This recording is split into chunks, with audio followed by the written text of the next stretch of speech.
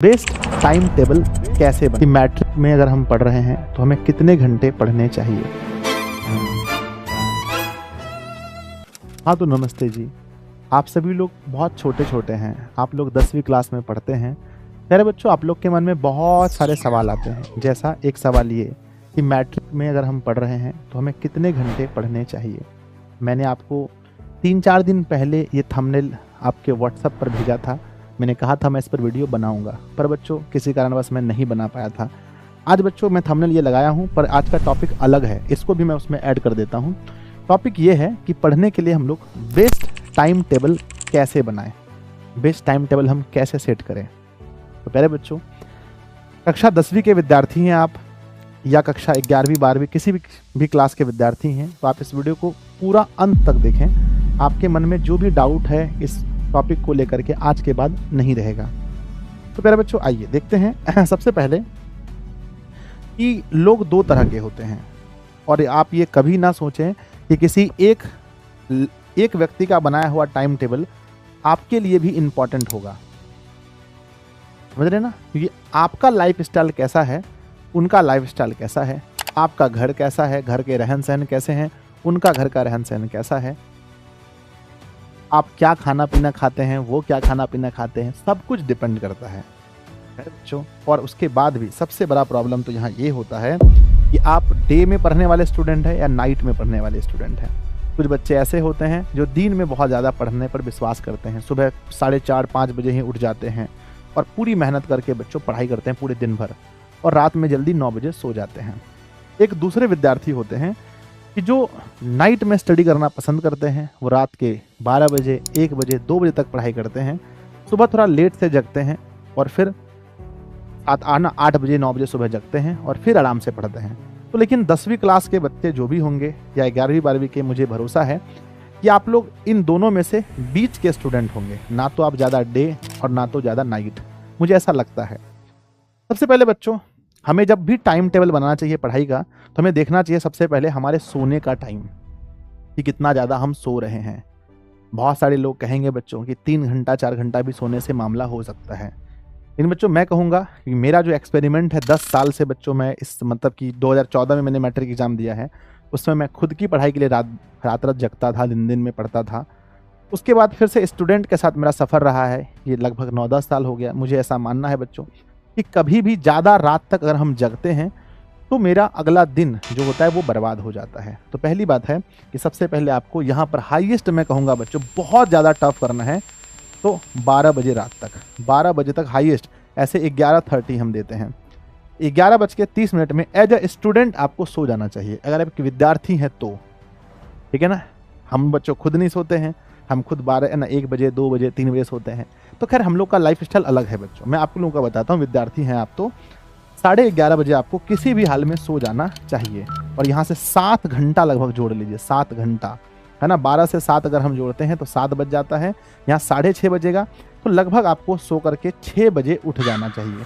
6 बजे पहले के वो टाइम था एकदम 4 बजे उठिए, 4 बजे उठिएगा बच्चों। तो इधर इसको पहले कीजिए, पहले तो जब भी सोना है 6:30 से 7 घंटा मिनिमम आपको कितना जोड़ना है, 6:30 से 7 घंटा आपको सोना है। ठीक है ना? 6:30 से 7 घंटा। अब आप बोलेंगे सर इतना घंटा सोएंगे? हाँ बच्चों, तब आप एकदम फ्रेश महसूस करेंगे। और कुछ अपवाद होता है हमेशा जीवन में, हो सकता है आप 3 घंटा में ही सो जाएं, तो आपकी बात अलग है। मैं जनरल इंसान की बात करता हूँ। जब आप 6:30 से 7 घंटा पढ़ते हैं, तब आप आगे 6:30 से 7 घंटा सोते हैं, तो उसके बाद जो भी टाइम आपके पास बचता है ना, फिर वो टाइम आपका दिमाग 100% बच्चों एकदम पूरी तरीके से आपका साथ देता है, आपका शरीर भी आपका साथ देता है बच्चों। अगर आपका शरीर स्वस्थ रहेगा तभी आप अच्छे से स्टडी कर पाएंगे। शरीर बच्चों मान के चलिए सोने है ना, बहुत पढ़ने का मन कर रहा है, पर शरीर बच्चों बार बार सोने लग रहा है, बार बार थक जा रहा है।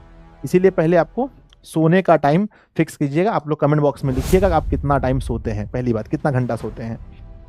अब आपने सो लिए 7 घंटा, यानी 24 घंटे के 7 घंटे तो आपने निकाल दिए।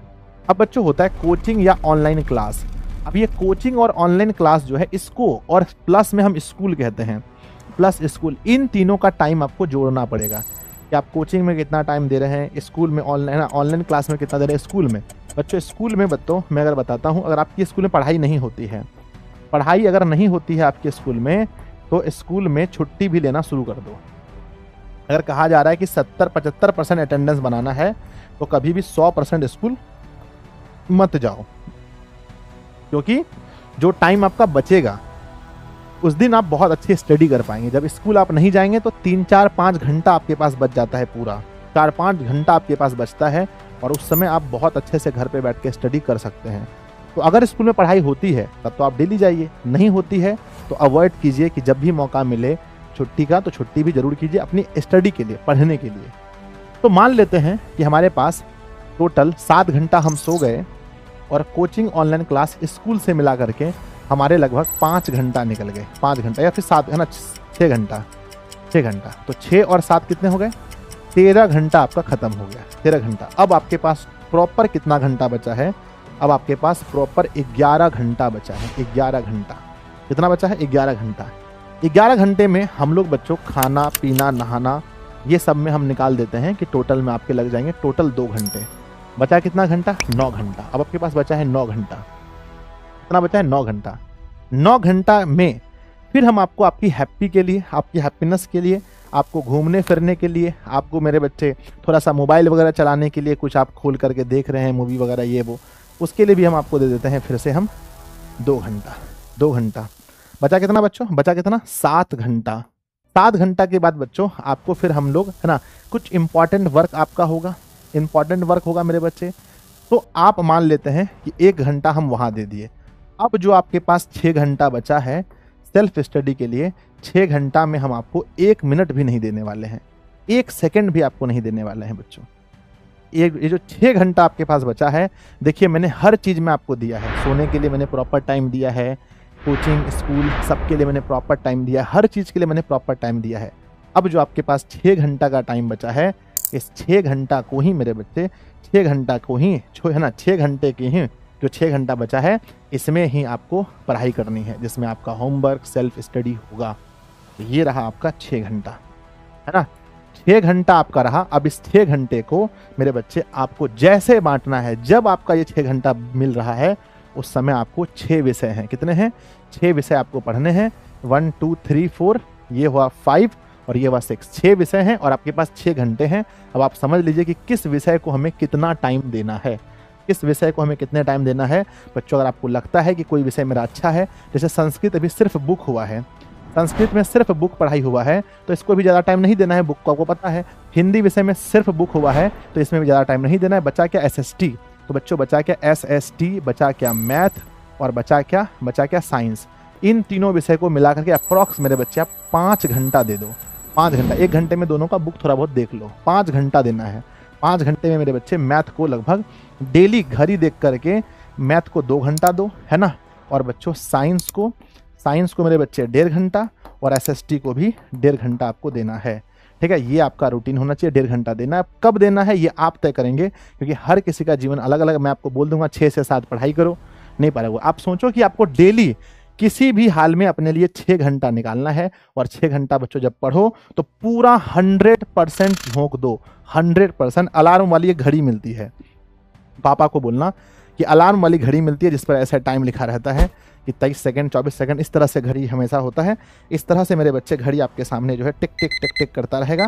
ध्यान दीजिएगा, ये अलार्म वाली घड़ी होना चाहिए आपके पास, है ना। ये ऐसे आपके टेबल पर रखा रहेगा और ऐसे ये घड़ी चलता रहेगा, तब आपको पता चलेगा सच में आप कितना घंटा पढ़ रहे हैं। और इस समय पढ़ते टाइम अपने फ़ोन को अपने पास से बिल्कुल दूर रखो, ना कोई नोटिफिकेशन टेलीग्राम का, ना व्हाट्सएप का, ना इंस्टाग्राम, कुछ नहीं, कहीं से भी कोई भी मैसेज नहीं आना चाहिए बच्चों। तब आपको पता चलेगा कि डेली 6 घंटे ही पढ़ के, 6 घंटे ही अगर आप पढ़ेंगे बच्चों, आप तब जा करके बन सकते हैं टॉपर बन सकते हैं। तो मेरा अभी तक 10 साल का जो एक्सपीरियंस बताता है उसमें मेरा यही निकल कर आता है कि बच्चों सबसे ज़्यादा जो है यही तरीका काम आता है जहाँ आपके पास फ्रीडम है सोने की, जहाँ आपके पास फ्रीडम है घूमने की, फिरने की, इंपॉर्टेंस काम की, स्कूल की, कोचिंग की, हर कुछ छोड़ करके भी 6 घंटा मैंने आपकी ज़िंदगी से निकाल लिया है। और यही 6 घंटा जो है कि आपको बच्चों पढ़ाई करनी है। और ये इसी को हम लोग सेल्फ स्टडी कहते हैं, खुद से पढ़ना है। अब इसमें पढ़ेंगे क्या? मैथ पढ़ना है तो मैथ पढ़ेंगे, SST पढ़ेंगे, नोट्स पढ़ेंगे, जो पढ़ना है। और पढ़ते टाइम बच्चों इन चीज़ों का ध्यान रखें, मैंने लिख दिया है कि मैथ विषय का जरूर ध्यान रखें पढ़ते टाइम बच्चों, क्योंकि ये विषय आपको दिक्कत करता है। और रिवीजन करें, है ना। जो भी पढ़ाया गया है उसको रिवीजन करें। और बच्चों राइटिंग स्किल पर जब भी आप सेल्फ स्टडी करें तो बच्चों कम से कम साइंस और एसटीटी क्वेश्चन को खुद से लिखें। उसके आंसर जब लिखेंगे तो आपकी हैंड राइटिंग स्किल अच्छी होगी। जब हम लिखते हैं तो सोच सोच के लिखते हैं, हमारा थिंकिंग लेवल भी बहुत अच्छा होगा इससे हमारे एग्जाम में। और बच्चों जब आप कोशिश करें कि हम लोग कम से कम सब्जेक्टिव सवाल लिखने का, सब्जेक्टिव, जब सब्जेक्टिव लिखते हैं तो हमारा ऑब्जेक्टिव अपने आप सॉल्व हो जाता है। और बच्चों बी मोटिवेट, ज़िंदगी में मोटिवेट रहें और एक्सरसाइज वगैरह बच्चों करते रहें। सुबह अगर उठते हैं तो कहीं आसपास में घूमने जाएं, एक्सरसाइज करें, इससे आपका बना रहेगा। और आपका जो सपना 450 प्लस है, अगर आप मेरे इस बात को फॉलो करते हैं, इस तरह से अपना रूटीन बनाते हैं, तो मेरे बच्चे मैं सच कहता हूँ कि आप 450 आराम से ला सकते हैं, बहुत आराम से ला सकते हैं। ठीक है ना। तो हम उम्मीद करते हैं बिहार के जितने भी बच्चे इस वीडियो को देख रहे हैं हमारे, सभी को बहुत फ़ायदा मिलेगा इस वीडियो से। और आप लोग भी इस तरह से अपना रूटीन बना पाएंगे जहां आप सोएंगे भी, सब कुछ आपका होगा। तो बच्चों इस वीडियो से आपने क्या सीखा कमेंट बॉक्स में ज़रूर लिखिएगा। अभी आप कितना घंटा सो रहे हैं, कितना घंटा सेल्फ स्टडी कर रहे हैं, ये कमेंट बॉक्स में ज़रूर लिखिएगा। वीडियो अच्छा लगे तो लाइक कीजिएगा, दोस्तों को शेयर जरूर कीजिएगा, उन्हें बताइएगा अगर वो ऐसी वीडियोस देखना चाहते हैं तो दिशा ऑनलाइन क्लासेस को सब्सक्राइब करके भी रख ले। धन्यवाद बच्चों, मिलते हैं किसी और वीडियो में। और आप लोग जरूर मेरे प्यारे बच्चों, जितने भी बच्चे हैं आप सभी लोग जरूर मैट्रिक के स्टूडेंट अगर आप हैं तो ड्रीम 450 प्लस बैच में जुड़ जाइएगा, जहां हम आपको ऐसी बातें रोजाना बताते रहते हैं। और रोजाना हम आपको बहुत अच्छे से math, science, social science, Hindi, English, Sanskrit सब पढ़ाते रहते हैं। ठीक है, तो कमेंट्स करना नहीं भूलिएगा, आपका कमेंट्स मुझे बहुत अच्छा लगता है। धन्यवाद बच्चों।